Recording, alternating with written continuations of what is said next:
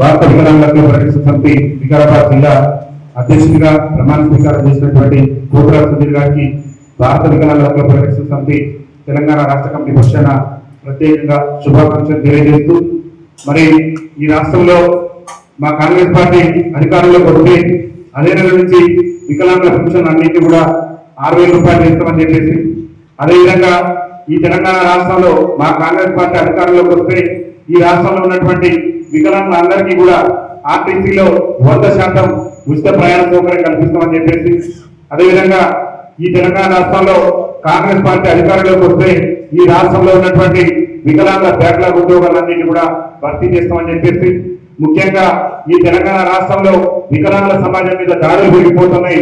మా కాంగ్రెస్ పార్టీ అధికారంలోకి వస్తే ఈ రాష్ట్రంలో వికలాంగుల అట్రాసిటీ చట్టాన్ని సమర్థవంతంగా అమలు చేస్తామని, అదేవిధంగా గత ప్రభుత్వం వికలాంగుల సంక్షేమ శాఖను మహిళా శిశు సంక్షేమ శాఖలో మరి విలీనం చేసింది.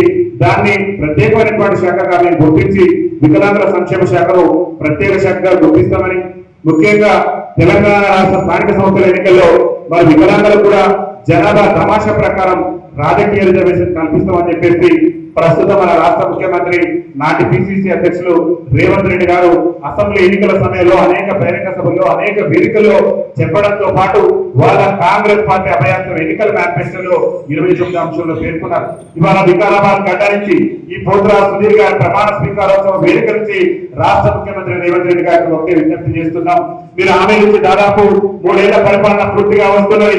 వికలాంగుల సమాజానికి ఇచ్చినటువంటి హామీలలో ఒక్కటంటే ఒక్క హామీని కూడా నెరవేర్చకుండా 3 ఏళ్ల నుంచి వికలాంగుల సమాజం పట్ల విమర్శ ప్రదర్శిస్తూ వికలాంగుల పట్ల చిన్నచూపు చూస్తున్నటువంటి ఈ యొక్క ప్రభుత్వ తీరును ఎండగడుతూ ఈ వికారాబాద్ గడ్డ నుంచి ఈ ప్రమాణ స్వీకారోత్సవ వేదిక నుంచి రాష్ట్ర ముఖ్యమంత్రి రేవంత్ రెడ్డి ప్రభుత్వాన్ని ఇంటి బాట పట్టించడమే లక్ష్యంగా భారత వికలాంగుల పరిరక్షణ సమితి వికారాబాద్ నుంచి తన యొక్క ఉద్యమ కార్యాచరణను పోతురా సుధీర్ గారి ప్రమాణ స్వీకారోత్సవం సభ నుంచి సన్నద్ధమవుతుందని చెప్పేసి రాష్ట్ర ముఖ్యమంత్రి రేవంత్ రెడ్డి గారు తెలియజేస్తున్నాం.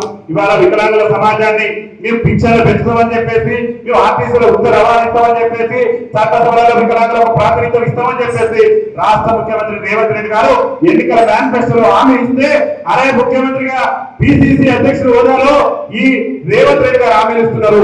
ఒక్కసారి రేవంత్ రెడ్డి గారికి అవకాశం ఇస్తే మన బతుకులు మారుతాయి, మన జీవితాల్లో వెలుగులు నింపుతారేమనేటువంటి ఉద్దేశంతో గంప గుర్తుగా తెలంగాణ రాష్ట్రంలో ఉన్నటువంటి వికలాంగుల సమాజం రాష్ట్ర ముఖ్యమంత్రిగా రేవంత్ రెడ్డి గారికి ఓటేసి మరి గద్దెనెక్కిస్తే, ఇవాళ గద్దెనెక్కిన తర్వాత ఈ రాష్ట్రంలో రేవంత్ రెడ్డి అనేటటువంటి వ్యక్తి ముఖ్యమంత్రి కాగలిగినట్టు దానికి కారణం వికలాంగుల సమాజం అన్న విషయాన్ని రాష్ట్ర ముఖ్యమంత్రి కాంగ్రెస్ పార్టీ నాయకులు ఎవ్వరు కూడా మర్చిపోవద్దు.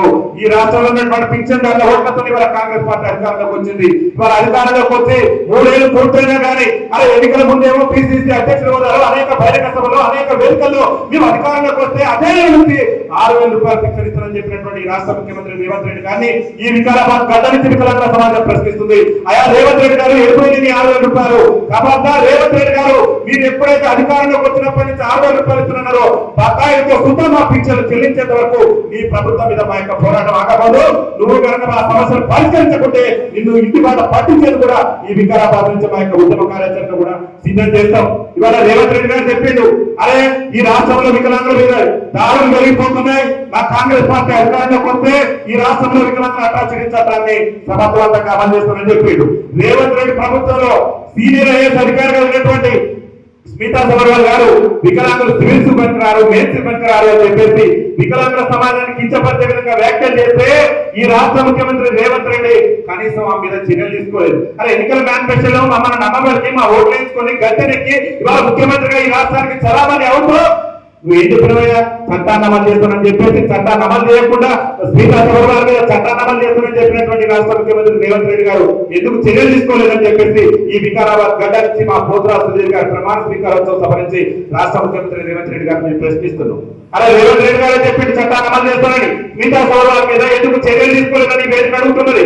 అదేవిధంగా రాష్ట్ర వికలాంగుల సంక్షేమ శాఖ మంత్రి అడ్లూరి లక్ష్మణ్ గారు ఉన్నారు. అలా వికలాంగుల సంక్షేమ శాఖ మంత్రిగా అడ్లూరి లక్ష్మణ్ గారు బాధ్యతలు చేపట్టి దాదాపు 2 సంవత్సరాలు పూర్తిగా వస్తుంది.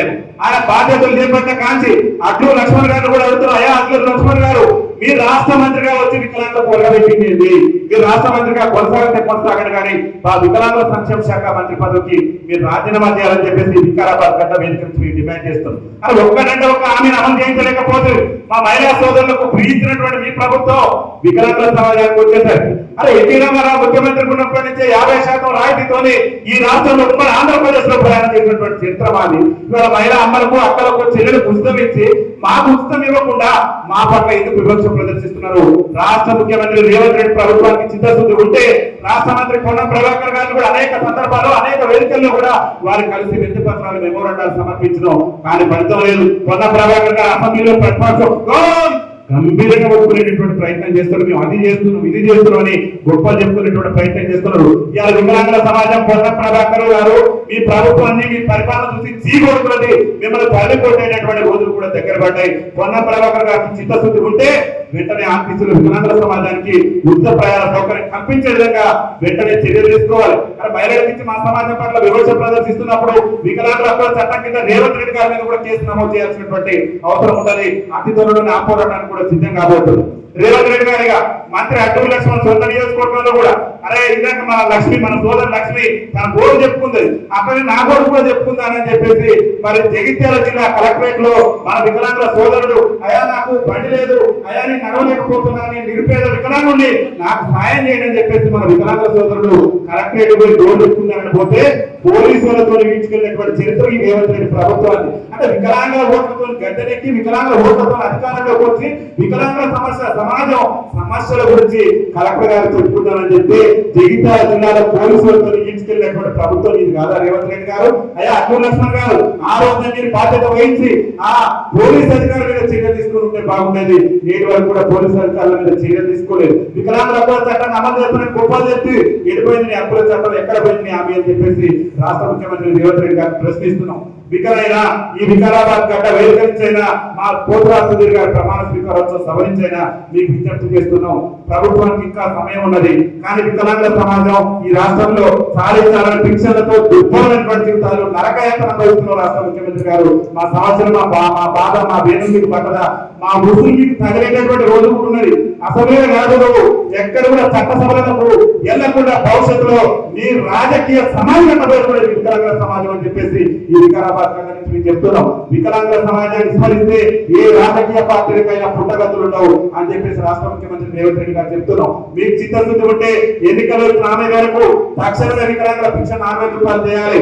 తీవ్రమైనటువంటి వైకల్యం కలిగినటువంటి వికలాంగులకు అప్పుల్లో ఉన్నటువంటి ఆంధ్రప్రదేశ్ రాష్ట్రంలో అక్కడ ఉన్నటువంటి ముఖ్యమంత్రి గారు అధికారంలోకి వచ్చిన నాటి నుంచి కూడా అక్కడ తీవ్ర వైకల్యం కలిగిన వికలాంగులకు 10000 రూపాయలు మరి వికలాంగులైనటువంటి సోదరులకు సాధారణ వికలాంగులకు మరి 6000 రూపాయలు పింఛన్ ఇస్తున్నాడు. అలా నువ్వే చెప్తే చంద్రబాబు నాయుడు గారు మన రాష్ట్రానికి వచ్చిన సందర్భంలో అభివృద్ధిలో మేము ఆంధ్రప్రదేశ్ తో పోటీ పడతామని చెప్పేసి మన రాష్ట్ర ముఖ్యమంత్రి రేవంత్ రెడ్డి గారు గొప్పలు చెప్పింది.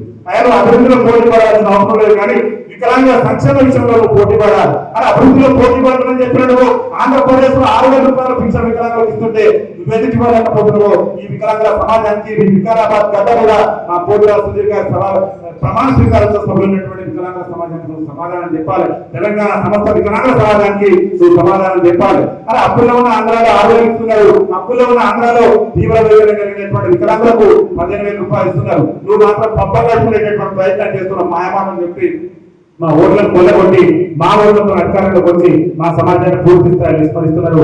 ఖబర్దార్ రేవంత్ రెడ్డి గారు నిన్ను నీ ప్రభుత్వాన్ని అంతం చేయడమే నీ కోటను కూడా పక్కనగొట్టబోయేది వికలాంగుల సమాజం వేరే వాళ్ళు ఎవ్వరు కూడా రారు. వికలాంగుల సమాజ హక్కుల కోసం ఆత్మ గౌరవం కోసం ముఖ్యంగా రాజ్యాధికారంలో భాగస్వామ్యం కోసమే మా పోతురాజు సుధీర్ గారి నాయకత్వంలో ఈ వికారాబాద్ గడ్డ నుంచి రాష్ట్ర ముఖ్యమంత్రి రేవంత్ రెడ్డి ప్రభుత్వం మెడలు వచ్చి రాష్ట్ర ముఖ్యమంత్రికి ముచ్చమలు పట్టించైనా సరే హక్కుల సాధన కోసం ఎన్నికలు వచ్చినటువంటి హామీల సాధన కోసం మా యొక్క పోరాటాలు భవిష్యత్తులో నిర్వహించబోతున్నామని చెప్పేసి ఈ వేదిక నుంచి విజ్ఞప్తి చేస్తున్నాం. ఇవాళ గౌరవ అసెంబ్లీ స్పీకర్ గారు ఉన్నారు మన గడ్డా ప్రసాద్ గారు ఇదే వికారాబాద్ నుంచి వారు ఎమ్మెల్యేగా ప్రాతినిధ్యం వహిస్తున్నారు. నాకు బాధ వేస్తుంది ఎందుకంటే గడ్డా ప్రసాద్ గారు ఆయన మాజీ ఎమ్మెల్యే కావాలని చెప్పేసి తహతాలాడుతున్నట్టు మాజీ స్పీకర్ కావాలని చెప్పేసి కూడా తహతాలాడుతున్నట్టు మనకు అనిపిస్తుంది.